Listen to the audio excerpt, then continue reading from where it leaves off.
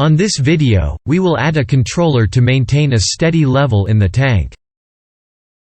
Instead of a man adjusting the rate of flow, we will add a PID controller. Let's say we need to keep 1.5 meters level on the tank. Please find the updated block diagram with PID controller. Now we can code.